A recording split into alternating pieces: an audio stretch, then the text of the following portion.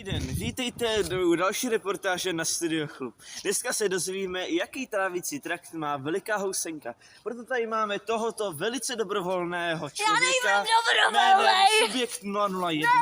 Teď to otestujeme.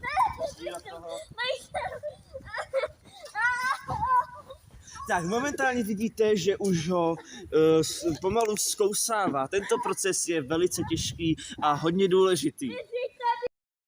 Potrava i vícnu a pomalu se dostává do žaludku. Potrava v žaludku a pomalu se bude dostávat do střev.